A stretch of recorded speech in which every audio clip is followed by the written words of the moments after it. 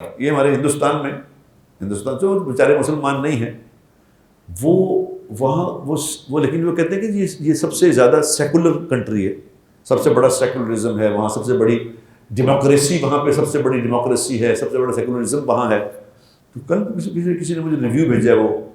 پربو داسیاں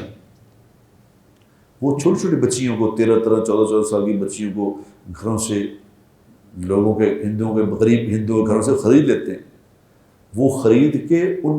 12 13 14 سال والی بچیوں کو پربو داسیاں بنا دیتے ہیں۔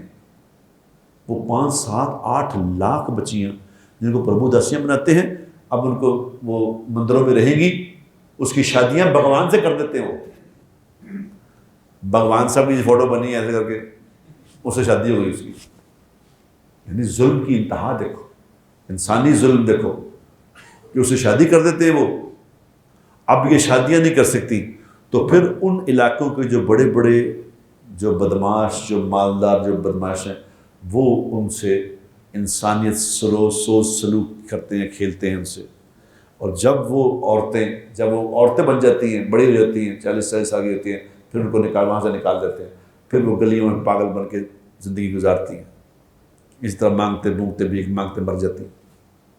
ابھی بھی ہو رہی ہے، کہتے سیولائزیشن، اب تو سیولائزیشن ہے یہ۔ میں نے اب یہ چونکہ جب سے یہ میڈیا آیا ہے، میڈیا نے بڑی اویئرنیس بھی دی ہے، خرابی بھی بہت کی ہے، اویئرنیس بہت زیادہ دی ہے، خرابی تھوڑی کی ہے، اویئرنیس زیادہ ہے۔ یہ میڈیا پہ آیا یہ انسانیت کے نام پہ یہ ہو رہا ہے، انسانیت کے علمبردار بنے ہوئے ہیں، عورتوں کے حقوق کے وہ کیا ہیں، کیا سیکولرزم، سب فراڈ، درندے۔ انسان بنتا ہے، یاد رکھو،